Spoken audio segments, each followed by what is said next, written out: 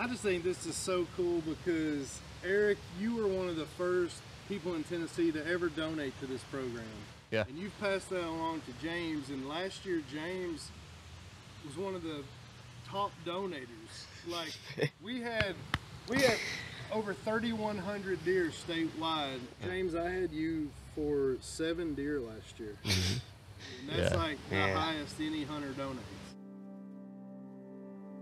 Hunting for me is special just because, look, we're out here. We're enjoying God's gift to us. And it's nice seeing the woods wake up in the morning and then go to sleep at night. And those are kind of some of the best times to see numerous animals, not just deer or turkey, but you never know what you're gonna see out there. James and I have been outdoors since day one. He's been such a blessing. He was probably about 3 when I took him out in the woods the first time. And we squirrel hunted. And he turkey hunted with me, but we never really killed a bird because he was a little too much action to him. But yeah, he's been an outdoors boy all his life. I hope I've put that kind of passion into my son. I think I have, because he's pursuing all sorts of wild game now. I think hunting's so important to me, mainly because I just love being outside. Like, since I was a little kid, parents couldn't keep me inside the house. I was always finding a way to be outside. Ever since I, can remember hunting, it's just always been a passion to me, be outside, doing the simple things, maybe even picking up a rock, finding an acorn. Best things in the world. Then, when I started hunting, it almost blew my mind, I'd say. I love being able to wake up in the morning and, go out for the chase. It always gives me that little bit of an excitement to know what I could see every other day, Because you never know. It's never gonna be the same day. Yeah. It's never gonna be the same day. Yeah. It's gonna be something new every day. Absolutely. Hunters for the Hungry. Now we've got a great local guy, B&K Processors, around Van Leer, which is Center Dixon, close to us. And he does a great job. He's really supported the cause, I think, and really facilitated our donation process because it's so convenient and so close. As far as deer donated, we have donated a few, and especially once we got this place, and this young fella has been my partner, and B&K, got to put them in there again. Great people. Yeah, we just love to get out, and we love to give back to the community. And Hunters for the Hungry give us a way to do that. I first donated my deer probably when I was 6 or 7, early years of my hunting. Yeah. But it did mean something to me because giving back was something I've always been a big part of, especially in this little community.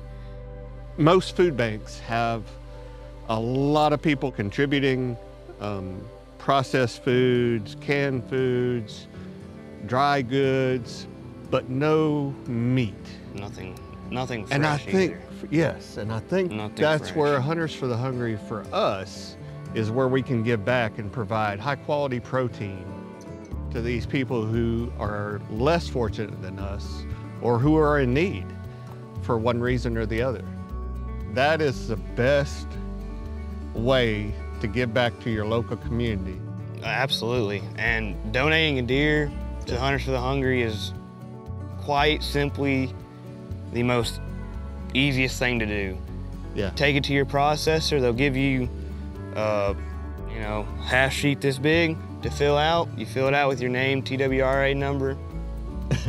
Give them your confirmation number on your kill. And they take it from there. Yeah. Last year, I believe I donated 7 deer to Hunters for the Hungry. And, it feels it fills a void just to know that, you know, I'm helping people out in this little community, and especially knowing that it's local, yeah. that it stays local. Yeah. We like that. We add value to the hunting community because when the hunters go out and when they kill a deer, a lot of them don't have the time. Some of them don't have the resources to process their own deer, and so we take what they've killed, and then, you know, we can do Euro mounts, but the big thing is we can give them back their meat in a very tangible, nice way, where they can just put it in their freezer and eat it whenever they so choose to. Hunters for the Hungry is one of the best ways that we know to help people, the homeless, and also in poverty. Here in Dickson County, Hunters for the Hungry helps the Dickson County Help Center, and that's some of the poorest people that do have homes, but they struggle. And sometimes it's health issues. There's people in the past that they cannot eat beef because of cancer, but they can eat deer. And so one of the ways that Hunters for the Hungry helps is they provide the nourishment and the nutrition that people need. For the homeless community, we do about 440 meals every week. And so a lot of our cooks are retired ladies, and they're on a fixed budget. And so, you know, having the meat to provide for the meal is a huge blessing and a great benefit. Venison is a very healthy meal. A lot of our homeless people, they don't get healthy meals. You know, they get snacks and they get junk and they get leftovers. Man, this venison, it's clean, good, healthy meat. And it's very encouraging to them to see something that is good tasting and nutritious, and their body needs that. I would say you go out and you kill your deer, and you go to a local processor like B&K, and it won't cost you anything, but you are making a difference in helping people that really need the help, that really need the nourishment. And you know, you come out and you fill out a little form like this, Hunters for the Hungry. We'll go ahead and skin the deer, and we'll put it in a cooler. We put a tag on it. It'll say HFH, Hunters for the Hungry, and then it just comes in line. Whatever line that the deer come in, it will be processed.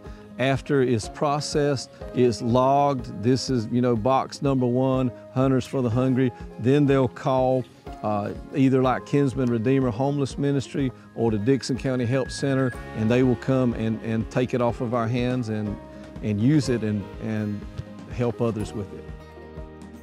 So we're out here tonight delivering food that our cooks have made today, and then we've had a plating team that got together and they plated and put the food together, and then it all comes to us, and there's a hot to-go plate and then a snack bag too that we hand out to each person tonight. And we meet at the Y here, split up into 5 different teams, and each team will go around town and we'll meet the people, whether they're in hotels, whether they're at gas stations, in their vehicles, in tents.